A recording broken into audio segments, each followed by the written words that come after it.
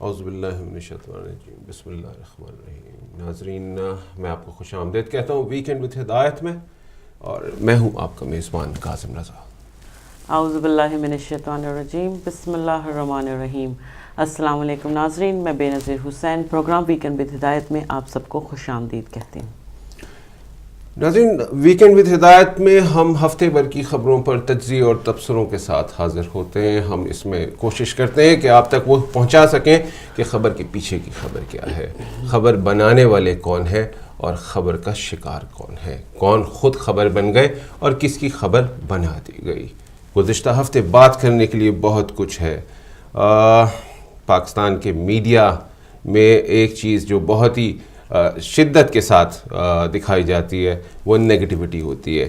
کوئی بھی چیز جو حکومت کے اختیار سے باہر ہوتی چلی جاتی ہے یا حکومت کا کرپشن کو دکھایا جاتا ہے، چاہے وہ کرپشن قانونی ہو، چاہے وہ کرپشن عدالتوں کا ہو، چاہے گورنمنٹ کا ہو، چاہے سیاستدانوں کا ہو یا پھر میڈیا کا ہو۔ آج کے پروگرام میں ہم کچھ خاص باتیں کریں گے۔ ہم آج کے پروگرام میں پاکستانی میڈیا پہ بھی ڈسکس کریں گے کہ کس طریقے سے پاکستانی میڈیا کسی اور کو آگے نہیں آنے دیتا۔ اگر کوئی اور شخصیت اس میں آنا چاہتی ہے یا کچھ اور لوگ کوئی نیا چینل لانچ کرنا چاہتے ہیں تو اس کے لیے کتنی مشکلات کا شکار ہوتے ہیں۔ وہ ہو سکتا ہے وہ اپنے کرے ہوئے اعمال کی سزا بھی پا رہے ہوں، لیکن اصل سٹوری کیا ہے، اصل بات کیا ہے، اس پہ بھی ہم اس میں ڈسکس ضرور کریں گے۔ ہم ڈسکس کریں گے آج کے دن روہنگا کے مسلمانوں پہ ہونے والے مظالم پہ، کہ اس پر کیوں عالم اسلام خاموش ہے، کیوں انہیں کوئی پناہ دینے پر تیار نہیں ہے، کیوں وہ در بدر پھر رہے ہیں، کیوں وہ اپنی ہی زمین سے در بدر اور بے دخل کر دیے گئے، کیوں ان سے ان کی اپنی ہی آئیڈینٹی چھین لی گئی۔ اس لیے کہ وہ رب العالمین کے ماننے والے ہیں، وہ اس رب کا کلمہ پڑھنے والے ہیں جس نے یہ زمین، آسمان، تارے، ستارے سب کچھ بنا دیا اور اپنے انسان کو دے دیا۔ لیکن کیوں نہیں کوئی روہنگا کے مسلمانوں کے لیے آگے آ رہا ہے اور ان کی مدد کرنے پہ تیار ہے؟ بہت ساری باتیں، بجٹ پہ بھی بات کی جائے گی۔ شاندار بجٹ آیا ہے، پھر ایک مرتبہ عوام دوست بجٹ ہے۔ پتہ ہے آپ کو گاڑیوں پہ 25% ڈیوٹی کم ہو گئی، کیونکہ اگر آپ ہائیبرڈ گاڑی امپورٹ کریں گے تو سرکار کو فائدہ ہوگا، پیٹرول کم خرچ ہوگا، سرکار کا زر مبادلہ بچ جائے گا۔ 25% of on 1800 cc car. Beautiful, بہترین بجٹ، عوام دوست بجٹ ہے۔ یہاں سائیکل کا پنچر لگانے کے پیسے نہیں ہیں، آپ ہائیبرڈ بجٹ کی بات کرتے ہیں۔ باتیں بہت ساری ہیں۔ پروگرام کی ابتدا جس طریقے سے ہم کرتے ہیں کہ ہم سب سے پہلے ائمہ معصومین کے اقوال میں آج کے دنیا کو دیکھتے ہیں کہ اس صورتحال میں ائمہ معصومین کیا کہتے تھے اور ان کے کیا فرمان تھے، اور یہ فرمان بہترین ریسرچ کے ساتھ ہمیشہ آپ کی خدمت میں بے نظیر پیش کرتی ہیں۔ شکریہ قاسم بھائی۔ جی ناظرین، آج کے جو میں قول لے کر آئی ہوں صرف 2 یا 3 معصومین کے قول ہیں، اور میں سمجھتی ہوں ان یہ 2 یا 3 قول میں ہی جو میں کہنا چاہتی ہوں وہ بات میں کہہ پاؤں گی۔ پہلا قول میرے امام حسین علیہ السلام کا، میرے مولا فرماتے ہیں کہ ظلم کے لیے جتنی دیر سے اٹھو گے اتنی ہی زیادہ قربانی دینی پڑے گی۔ بہترین قول ہے۔ اور دوسرا قول امام علی علیہ السلام کا، امام علی علیہ السلام فرماتے ہیں کہ کبھی بھی اس پہ ظلم مت کرنا کہ جس کا مددگار سوائے خدا کے اور کوئی نہ ہو۔ ناظرین، صرف 2 قول آج میں کہنا چاہوں گی، لیکن کہنا چاہتی ہوں کچھ وہ باتیں جو میرے دل میں ہیں کہ آج کل جتنا بھی تشدد ہو رہا ہے، جتنا بھی ظلم ہو رہا ہے مسلمانوں پہ، میں پوچھنا چاہوں گی ان لوگوں سے جو لوگ اپنے آپ کو اسلام کا خلیفہ کہتے ہیں، جو لوگ اپنے آپ کو کہتے ہیں کہ ہم اسلام کے حکمران ہیں، اور جو اپنے آپ کو اسلامی تاج پہناتے ہیں، وہ کہاں ہیں؟ وہ لوگ کیوں نہیں اٹھتے اور کیوں نہیں آ کر برما کے ان مسلمانوں کی مدد کرتے جن کو جانوروں سے بھی زیادہ بدتر سلوک ان کے ساتھ ہو رہا ہے؟ اگر آپ جس طرح کی آج کل میڈیا کا زمانہ ہے، اگر آپ دیکھیں سوشل میڈیا پہ وہ تصویریں آ رہی ہیں کہ جن کو دیکھ کر آپ کا چیخے مار مار کر رونے کو دل کرتا ہے، لیکن میں ان لوگوں سے پوچھنا چاہوں گی کہ جو لوگ مسلمانوں کو صرف اس لیے کاٹ رہے ہیں فرقہ واریت کے لیے کہ ہاں وہ لوگ شیعہ ہیں یا کسی اور مذہب سے کسی اور فرقے سے تعلق رکھتے ہیں، کیا ہمارا فرض نہیں بنتا کہ ہم اس ظلم کے خلاف اٹھائیں کہ جو نان مسلم مسلمانوں پر کر رہے ہیں؟ کیا ان ٹھیکیداروں کا فرض نہیں بنتا کہ جا کر UN کا دروازہ کھٹکھٹائیں یا ان بڑے بڑے ملکوں کا دروازہ کھٹکھٹائیں اور جا کر اپنے مسلمان بہن بھائیوں کے لیے اور خاص طور سے ان چھوٹے چھوٹے بچوں کے لیے کہ جن کو جانور سے زیادہ بدتر سلوک کیا جا رہا ہے، کہ ان کے لیے انصاف کی بھیک مانگیں؟ وہ کہاں ہیں ٹھیکیدار جو اپنے آپ کو اسلام کا رہبر قرار دے رہے ہیں؟ وہ کہاں ہیں جو جمعے کے ممبر پہ بیٹھ کر فتوے دیتے ہیں اور یہ کہتے ہیں کہ اس فرقے کے لوگوں کو مارنے سے آپ کو جنت نصیب ہوگی، آپ کو حوریں ملیں گی یا آپ سیدھے جنت میں چلے جائیں گے؟ میں صرف یہ پوچھنا چاہتی ہوں ان لوگوں سے کہ وہ لوگ کہاں ہیں، اور اپنے آپ سے بھی اور آپ سے بھی، کیا ہمارا صرف یہی فرض ہے کہ ہم سوشل میڈیا پر ان تصویروں کو دیکھ کر تھوڑی دیر کے لیے اپسٹ ہیں اور پھر بھول جائیں؟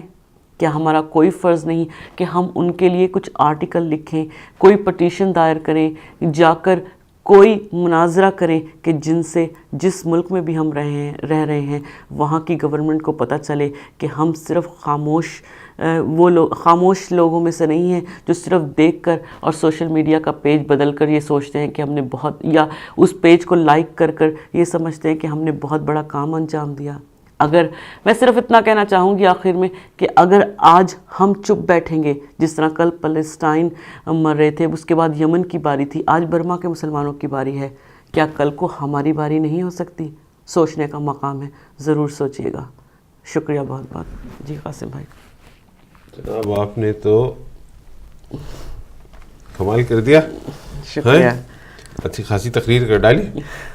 اچھا بالکل ایسے ہی ہوتا ہے جب ہم بے بسی محسوس کرتے ہیں، جب ہم یہ دیکھتے ہیں کہ ہمارے اطراف موجود طاقتور لوگ سوائے اپنی عیاشیاں یا اپنی سہولتیں یا اپنی زندگی کو بہترین بنانے کے علاوہ کچھ نہیں کر رہے، جب ان کو اپنے بچوں کے علاوہ کسی کے بچے نظر نہیں آتے، جب ان کو ہر وہ چیز اچھی لگتی ہے جو ان کے اختیار اور ان کی طاقت کو تول دیتی ہے، طویل کرتی ہے، اور کوئی بھی آواز جب اٹھے اس کو دبا دیتے ہیں وہ لوگ، چاہے بھوک ہو، چاہے افلاس ہو، چاہے ظلم ہو، چاہے بربریت ہو، ان کے کارخانے ویسے ہی چلتے رہتے ہیں، اور انہیں نہ کوئی سمجھانے والا ہوتا ہے نہ کوئی روکنے والا ہوتا ہے، کیونکہ وہ ہاتھ جو قانون کی کتابوں یا قانون کے فیصلے کرتے ہیں، اور ایک غریب آدمی یا ایک ایسے شخص کے لیے جس کے آگے پیچھے کوئی بھی نہیں ہوتا، جب فیصلہ دیتے ہیں تو قلم کی نوک کو بھی توڑ دیتے ہیں کہ اب اس کے بعد کچھ نہیں ہوگا، مگر ان کے قلم ہمیشہ ان امیروں اور ان حکمرانوں کے خلاف کچھ نہیں لکھتے، کیونکہ وہ ان کے ساتھی ہوتے ہیں اور اقتدار میں پچھلے دروازوں سے ان کے شریک ہوتے ہیں۔ ان میں سے کسی کو نہیں پتہ ہوتا کہ کون کہاں بھوکا رہ رہا ہے، کون اپنے بچوں کے لیے کیا کیا کر رہا ہے، اور کون اپنے بچوں کو چھوڑ کر جا رہا ہے، کون مٹی کا تیل جب کھانا ہی نہیں ہوگا تو پکانے کی جگہ پی لے گا کہ مجھے نہیں رہنا۔ ایسا ہی کچھ مہناز نے کیا۔ میں جانتا ہوں کہ آپ کو نہیں معلوم ہوگا کہ عابد کون ہے۔ آپ اپنے ذہن پر زور دیں کہ آپ کسی عابد کو جانتے ہیں، ایک ہفتے سے جس کے گھر میں کچھ بھی کھانے کے لیے موجود نہ ہو۔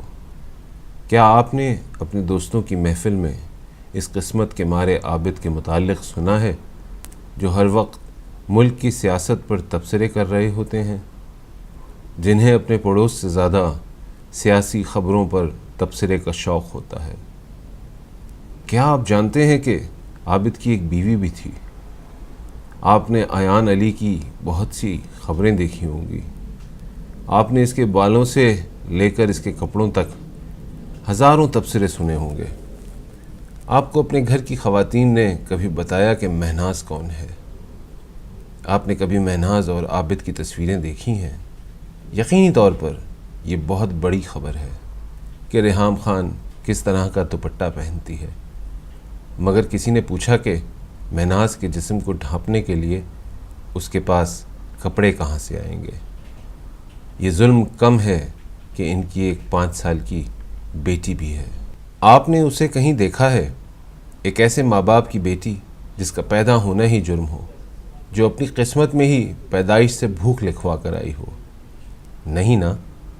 لیکن ہمیں یہ تو فکر ہوگی کہ کون سی دعوت میں کس نے کون سا کھانا بنایا، مگر اس کھانے سے محروم دل کا درد کبھی سمجھا ہے؟ ابھی بڑے بڑے بجٹ اور بڑے بڑے دعووں کا موسم آ چکا ہے، لیکن ہر شہر کے عابد اور مہناز پوچھتے ہیں کہ ہمارا قصور کیا ہے۔ یہ سانگھڑ ہے جس کا نام ہی ایک ماں پر رکھا گیا، ایک ایسی عورت جس نے اسے شناخت دی، اور آج یہی سانگھڑ ہے اور وہیں ایک ماں نے جان دے دی۔ یہی سانگھڑ جس کا بہت بڑا حصہ بھارتی سرحد سے ملتا ہے، وہی بھارت جس کی ہمیں اپنے لوگوں سے زیادہ فکر ہوتی ہے۔ اسی سانگھڑ کے شہر میں ایک گلشن کمال کالونی ہے جو اپنی غربت کی وجہ سے بس صرف نام کا گلشن ہے، اور یہاں صرف بھوک ہی کمال دکھاتی ہے۔ اس لیے نام کے علاوہ اس میں کوئی کمال کی بات نہیں ہے، جہاں اکثر لوگ غربت کے نیچے زندگی گزار رہے ہوں۔ لیکن آپ کو یہ تو معلوم ہوگا کہ وزیر اعظم ہاؤس سے لے کر وزیر اعلیٰ کے گھر میں جتنے پیسوں کا ایک وقت کھانا بنتا ہے، اتنے میں اس آبادی کو مہینے بھر کا راشن مل سکتا ہے۔ مگر دل کو کیوں جلاتے ہیں؟ کیا کر سکتی ہے ہماری بیچاری حکومت، جس کا بجٹ ہی ہمیشہ خسارے کا ہوتا ہے؟ وہ ان لوگوں کو کہاں سے روزگار اور کھانا دے سکتی ہے جو خود نام نہاد قرضے پر چلتی ہو؟ عابد، جس کا پورا نام عابد علی یوسف زئی ہے، اسی کالونی کا رہائشی ہے، ایک ایسا مزدور جو روز کماتا اور روز کھاتا ہے۔ 2 سال قبل اس کی شادی مہناز سے ہو گئی۔ زندگی میں کبھی دولت کی خوشی تو نہیں آئی، لیکن شادی کے روز وہ بہت خوش تھا، مگر گھر چلانے کے لیے پیسے چاہیے ہوتے ہیں۔ دونوں میاں بیوی کم آمدن میں بھی اپنی زندگی کے دن خوشی سے گزار رہے تھے، اور پھر ان کی زندگی میں ایک مہمان آ گیا، ایک پیاری سی معصوم بچی۔ یہ ہمارے حکمران جس نظام کی بات کرتے کرتے نہیں تھکتے کہ مغرب میں ایسا ہوتا ہے، مغرب میں ویسا ہوتا ہے، وہ آج تک ایک بچے کی کفالت کی ذمہ داری نہیں اٹھا سکے۔ یہ ایک ایسی ریاست ہے جہاں کے حکمرانوں کو اپنے بچوں کے علاوہ کسی کے بچے نظر نہیں آتے۔ بیٹی اگر عابد کے یہاں پیدا ہو گئی تو ریاست کی کوئی ذمہ داری نہیں ہے۔ کسی کی مزدوری یہ دیکھ کر نہیں دی جاتی کہ اس کے گھر میں کتنے لوگ ہیں۔ بچی کی پیدائش کے بعد اخراجات میں اضافہ ہو گیا، آمدن جتنی تھی اتنی ہی رہی، اور پھر کام بھی کم ہو گیا۔ حالت فاقوں تک آ گئی۔ بچی 5 مہینے کی ہو چکی تھی۔ بیوی کم خوراک کی وجہ سے بچے کو دودھ کی ضرورت پوری نہیں کر سکی۔ ایسے میں تلخ کلامی معمول بن گئی، اور پھر گزشتہ روز دونوں میاں بیوی نے فیصلہ کیا کہ ہم کمزور لوگ ہیں، ہم ڈاکے نہیں مار سکتے، ہم لوٹ مار نہیں کر سکتے، ہم منی لانڈرنگ نہیں کر سکتے، ہم اپنے جسموں پر برائے فروخت کا بورڈ نہیں لگا سکتے۔ رمضان قریب آ رہا ہے، ہمارے حکمرانوں کو تو کوئی فرق نہیں پڑتا کہ ٹماٹر کتنے کا آتا ہے اور آلو کیا کلو ہے، دودھ کیا لیٹر ہے، لیکن رمضان قریب آتے ہی مہنگائی بڑھ گئی ہے۔ ایسے میں ایک عابد کیا کرے گا جس کی آمدن کم ہو اور روز کی بنیاد پر 100 روپے کا اضافی خرچ مہنگائی کی وجہ سے ہو جائے؟ میاں بیوی نے گزشتہ روز فیصلہ کر لیا اور کہا کہ اس سے پہلے کہ حکومت مٹی کے تیل پر قیمت بڑھا دے، بہتر یہی ہے کہ اسے پی کر اپنی جان دے دی جائے۔ اور پھر انہوں نے ایسا ہی کیا۔ کیا خود کو ختم کر لینے کی کوشش سے پہلے انہیں اپنی معصوم بیٹی کا خیال نہیں آیا ہوگا؟ ان کے دل میں اس بات کی تشویش نہیں ہوئی ہوگی کہ ان کی 5 ماہ کی بچی کیا کرے گی؟ لیکن شاید انہوں نے سوچا ہوگا کہ وہ بھوک سے اپنی بیٹی کو اپنے سامنے مرتا ہوا نہیں دیکھ سکتے، اسی لیے انہوں نے یہ قدم اٹھایا۔ اس قتل کی ذمہ داری حکومت پر عائد نہیں ہوتی تو کس پر ہوتی ہے، جو لوگوں کو خوراک تک نہیں دے سکی، جو اربوں روپے تو اپنے گھروں میں چھپاتی ہے لیکن پورے ضلع میں ایک ہسپتال نہیں دے سکتی. اس بچی کے سر پر سے ماں کا سایہ چھیننے میں یہاں کے تمام سیاسی مذہبی جماعتوں کا ہاتھ نہیں تو کس کا ہاتھ ہے؟ یہ بجٹ کی بحث سے کیا ہوگا؟ کون مجھے اس بات کی یقین دہانی کرا سکتا ہے کہ آئندہ اس بجٹ کے بعد کوئی بھی عابد اور مہناز صرف اس لیے اپنی جان نہیں لیں گے کہ وہ اپنے بچے کو خوراک نہیں دے سکتے ہیں؟ ان کی اولین ترجیحات کیا ہیں؟ وفاق کو دیکھیے جو نیا بجٹ لا رہی ہے لیکن پرانے ٹیکس بڑے لوگوں سے نہیں لے سکی، جو ہائر ایجوکیشن پر اس سال 1 روپیہ بھی نہیں بڑھا رہی. سب کا حساب بندھا ہوا ہے. اسی لیے یہ بچی جو مہناز چھوڑ کر گئی ہے اس کے مستقبل کے ساتھ کیا ہوگا وہ آپ خود سوچ سکتے ہیں. اگر آپ کر سکتے ہیں تو بس اتنا کر لیجئے کہ ایان علی کے بجائے اپنے ارد گرد کسی مہناز کو دیکھ لیجئے. شاید آپ کسی اور بچی کے سر سے ماں کا سایہ نہ اٹھنے دیں. یہ حکومتیں تو کچھ نہیں کر سکتیں کیونکہ ان کا بجٹ تو ہمیشہ خسارے کا ہی رہے گا. یہ کالم ایک دستک ہے آپ کے، ہمارے اور ہم سب کے ذہنوں پر. کیا ہمارے پاس ان حالات کا کوئی حل نہیں ہے؟ کیا سچ مچ ایسا ہی ہے؟ آپ بھی سوچئے، ہم بھی سوچتے ہیں کہ ہمارے پاس ان حالات میں ایسا کچھ کرنے کا، ان حالات سے بچنے کا، سنبھلنے کا کوئی طریقہ ہے، یا ہم اپنے دکھ کو قلم میں سیاہی کی جگہ خون ڈال کر کاغذ بھرتے ہی رہیں گے اور یہی کچھ کہتے کہتے ہمیشہ آگے چلے جائیں گے اور ہم سے پیچھے والے ایسا ہی کچھ لکھنا شروع کر دیں گے. ہم یہ درد محسوس ضرور کرتے ہیں لیکن ہم اس درد کی دوا نہیں کرتے. وہ انٹلیکچوئلز، وہ صحافی، وہ دانشور جو یہ سب کچھ لکھتے لکھتے خود مریض بن جاتے ہیں، خود چلے جاتے ہیں. آپ کسی کو بھی لے لیجئے، آپ چاہے جان ایلیا کی بات کر لیں، آپ میر کی بات کر لیں، آپ آج کے دانشوروں کی بات کر لیں، سب کے سب غموں میں ڈوبے، اس قوم کے لیے پریشان. چاہے وہ فراز ہو، چاہے میں نہیں مانتا جالب صاحب ہوں، ہر شخص اپنا اپنا کنٹریبیوشن کر کے جا رہا ہے. لیکن قوم سو رہی ہے یا پھر انتظار کر رہی ہے اس دن کا جس دن آسمان سے ہی کوئی آئے گا اور آ کر اس مملکت خداداد کے حالات کو ٹھیک کر جائے گا. باتیں بہت ساری ہیں. کالم آپ کو کیسا لگا؟ ای میلز ہوتی ہیں ہمارے یہاں، ہمارے اسکرین پہ آپ ای میل ایڈریس بھی دیکھ رہے ہوں گے، ضرور بتائیے گا اور کچھ امپرومنٹس کے لیے بھی کہیے گا. اس وقت ہمارے پاس بریک کا وقت ابھی نہیں ہوا ہے.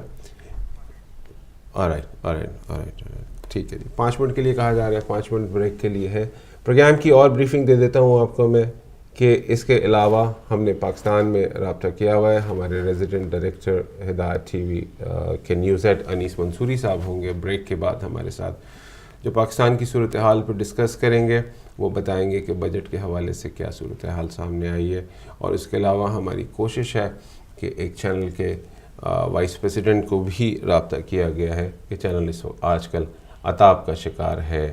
پاکستان میں حکومتیں اور سیاسی کشمکشیں چل رہی ہیں اور ان کے درمیان کس قسم کا سمجھوتا ہوتا ہے اور وہ کہاں تک اس چیز کو لے کے جاتے ہیں. یہ سب چیزیں ہم بریک کے بعد دیکھیں گے. بے نظیر کی طرف چلتے ہیں. بے نظیر کیا کہیں گی؟